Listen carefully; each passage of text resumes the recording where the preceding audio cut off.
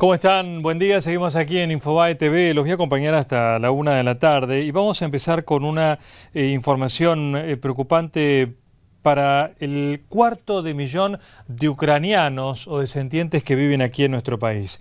Ucrania, este estado del este europeo que tiene límites con Rusia, con la República Checa y también con Polonia, está, por lo que indican las agencias internacionales, al borde de una guerra civil que preocupa, por supuesto, también a las potencias del mundo. Y particularmente, como les decía, a miles de ucranianos, 250.000 descendientes que viven en la Argentina. Estamos ya contactados con Claudio Fantini, que es analista internacional, para saber un poco más sobre cómo puede seguir este conflicto interno en Ucrania. Y los saludos ya, Claudio. ¿Qué tal? Juan Micheli, ¿cómo está? ¿Qué tal? Muy buenos días, Juan. Un gusto saludarlo. Igualmente. Estaba leyendo crónicas que hablan de que la situación en Ucrania es cada vez más grave y que se estaría al borde de un conflicto civil. ¿Qué nos puede aportar? Claro, lo que pasa es que se abre una gran incertidumbre sobre cómo va a responder Rusia frente a la movilización militar que Ucrania está haciendo en las ciudades del este de su geografía. A Crimea, Ucrania parece haber decidido resignarla, por lo menos en términos militares. No ha movilizado tropas hacia la estratégica península que está sobre el Mar Negro porque ya ha sido anexada. La velocidad con la que se movió Rusia y con la que se movió la mayoría prorrusa que habita la península crimeana estableció ya de facto una situación que podría llevar, si intentara militarmente recuperar el control de Crimea, Ucrania, a una guerra entre Ucrania y Rusia. Lo que está intentando Ucrania, que demoró mucho en actuar, tuvo muy pocos reflejos en el caso de Crimea, es de no repetir el error en el caso de las ciudades del este. Crimea está al sur del oriente ucraniano, pero toda esa región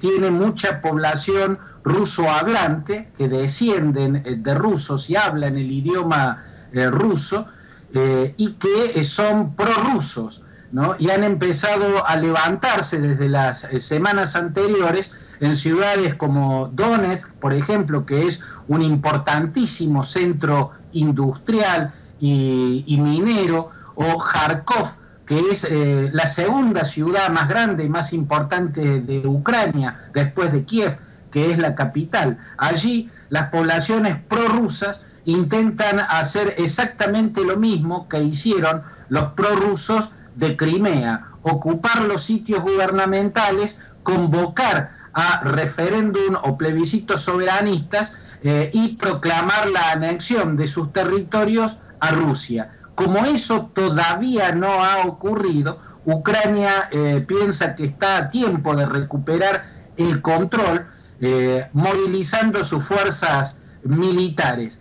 ¿Qué va a hacer Rusia frente a esta movilización militar ucraniana? Bueno, Rusia ya está hablando de guerra civil, del riesgo muy grande de una guerra civil, y no es difícil imaginar, Juan, que la propia Rusia está en condiciones de alentar esa guerra civil, dándole armas a ese pueblo, a esas mayorías prorrusas, que de ser tocadas o de estar en derrota, posiblemente directamente sean socorridos por el poderoso ejército ruso. Así que no es solo el fantasma de la guerra civil el que está sobrevolando el este de Ucrania, sino también el riesgo de un choque entre Ucrania y Rusia.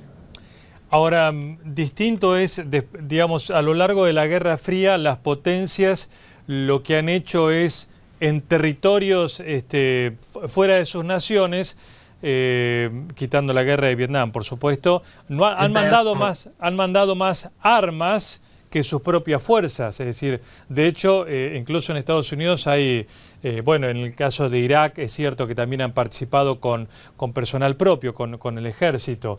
Pero distinto es enviar armas a sostener, digamos, una fuerza propia ucraniana que a involucrarse con soldados rusos. Claro, es distinto. Digamos, planteémoslo de esta manera, Juan. Putin está en condiciones de hacer con éxito lo que en su momento intentó sin éxito Slobodan Milosevic en Yugoslavia. Sí. Yugoslavia era una federación de estados que tenían como eje, o el eje del poder pasaba por Serbia. Cuando esa federación de repúblicas empezó a desintegrarse, la primera en irse fue Eslovenia, intentó retenerla el ejército federal, perdió la guerra el ejército federal contra la pequeña fuerza militar de los eslovenos. Entonces, a renglón seguido, declararon sus independencias Croacia, liderada por Franjo Tuđman, y Bosnia-Herzegovina, que había votado a un presidente musulmán, Alija Izetbegović. Cuando plantearon sus independencias Croacia y Bosnia, la respuesta de Serbia o de Milosevic fue diferente.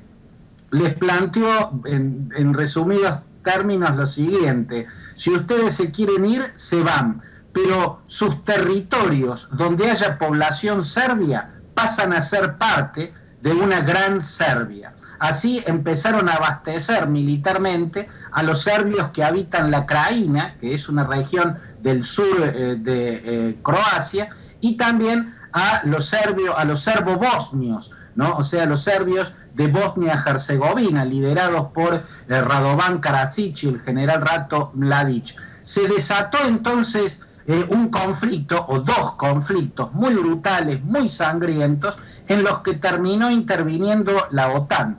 Mejor dicho, en Croacia no. Croacia venció por sí misma al separatismo serbio en el sur. Pero en Bosnia-Herzegovina, igual que posteriormente en Kosovo, debió intervenir la OTAN para impedir que Serbia se quedara con territorios bosnios donde había población descendiente de serbios. Eso mismo está haciendo Vladimir Putin. Lo que pasa es que tiene mayor probabilidad de éxito. Lo tuvo en el 2008 en Georgia, cuando cayó el presidente prorruso Eduard Shevardnadze y subió el presidente antirruso Nikolai Saakashvili. El ejército ruso terminó quitándole a Georgia, Abjasia y Osetia del Sur. Y lo mismo hizo con Ucrania a partir de Crimea. Nada más que en Ucrania la tijera rusa puede seguir recortando el mapa, porque no solo en Crimea hay población de origen ruso, en todo el este de Ucrania hay mucha población de origen de ascendencia rusa y que son prorrusos.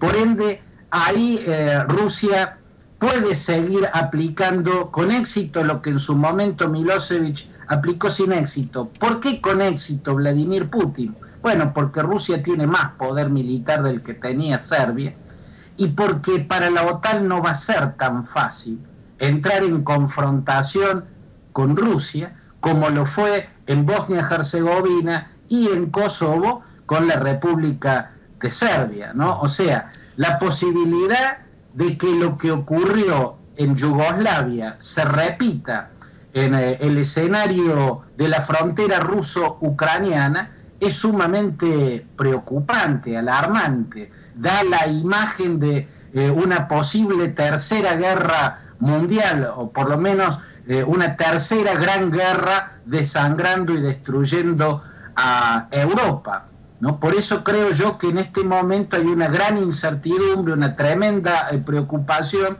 y que las potencias de Occidente están tratando de ver hasta dónde es capaz de llegar el Kremlin con su intención de plantearle a sus vecinos que si quieren irse con Europa, si quieren pasar a ser parte de la OTAN, deberán dejar en Rusia los territorios que tengan población rusa, que no están solo en Ucrania, también la Transnistria, por ejemplo, que es una región importante de Moldavia, de la ex República Soviética de Moldavia, o también en Bielorrusia, o también en los estados bálticos, sobre todo en Lituania. O sea, es mucho el territorio que puede acrecentar el tamaño de Rusia si Vladimir Putin lleva adelante su amenaza. Y la gran pregunta es, ¿qué va a hacer la OTAN para impedir esta expansión territorial que ha puesto en marcha el Kremlin? Es una pregunta inquietante que por el momento no tiene respuesta, Juan.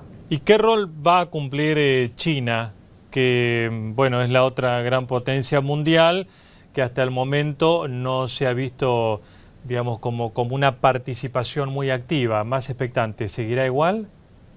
Es muy difícil saber si China se va a decantar pensando en su propia realidad o si lo hará pensando en el eje que puede llegar a conformar con Rusia, y que de hecho está conformando con Rusia en muchos ámbitos.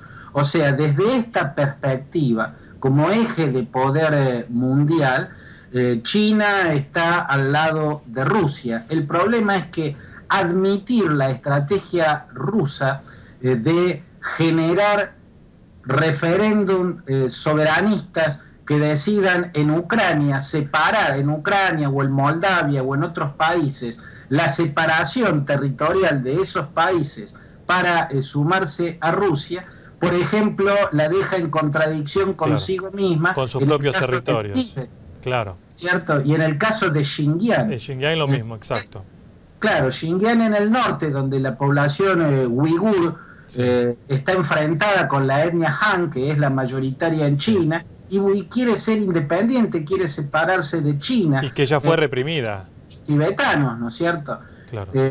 India queda en una situación similar, Juan, porque India apoyó guardando silencio la anexión de Crimea a Rusia, o sea, guardó silencio frente al referéndum soberanista que hicieron los crimeanos, cuando le niega a Cachemira, por ejemplo, en el norte, el derecho a decidir dejar de ser de la India para pasar a ser Pakistán, ya que en Cachemira la mayoría es musulmana. Son países que entran en contradicciones con sus propias realidades territoriales. En realidad la propia Rusia entra en contradicción con sí misma, porque cuando decidieron en un referéndum soberanista los musulmanes de Chechenia, por ejemplo, separarse de Rusia y ser un estado independiente, bueno, aplastaron esa decisión con sangre y fuego, ¿no? Claro. Bueno, es que Rusia ha perdido a sus satélites europeos con la caída del muro de Berlín, y de alguna manera trata de mantener su influencia sociopolítica y estratégica en la región. Ucrania también, pasando a manos de la OTAN, vuelve a debilitar la posición rusa. Así es, Juan. Yo creo que Vladimir Putin tiene el espíritu de los zares, ¿no? Incluso de los zares más importantes. Pedro el Grande, de Catalina II, que fue quien ocupó Crimea mucho antes que los ucranianos, ¿no? En esto hay que decirlo. Si bien la razón jurídica está del lado de Ucrania, la razón histórica está del lado de Rusia, porque cuando eso era un kanato habitado por tártaros y ligado al imperio turco otomano, fue Rusia la primera que lo ocupó en el siglo XVIII. Yo creo que con ese espíritu de los zares, que tenían un imperialismo más vale regional, ¿no? O sea, generar un gigantesco hinterland, una fortaleza geográfica en la que Rusia estuviera amparado por una serie de estados que lo rodean y cuyos gobiernos responden a los intereses de Moscú. Eso está reviviendo como proyecto. Es el proyecto geopolítico del euroasianismo, así se lo llama, y yo creo que tuvo en la Unión Soviética su mayor expresión. Si bien la Unión Soviética llegó a competir en términos globales, mientras que el imperialismo ruso ha sido más vale siempre regional, lo que está haciendo Putin es ya no querer competir en términos globales, pero tratar de reconstruir el imperio regional. Si los satélites ya se han ido y están en la OTAN, como es el caso de, los que fueron satélites, los que fueron miembros del Pacto de Varsovia, como Polonia, República Checa, como Eslovaquia, Lituania. Claro, hoy ya son parte de la OTAN. Lo que quiere Vladimir Putin es que no pasen a ser parte de la OTAN ni de la Unión Europea aquellos países que no eran satélites soviéticos, eran parte de la Unión Soviética. Del territorio. Eran parte de esas 15 repúblicas socialistas que integraban la Unión Soviética. Y eso es el movimiento geopolítico que se está viviendo con mucha intensidad y con mucha incertidumbre y mucho riesgo por estas horas. Gracias, Claudio, un gusto escucharlo.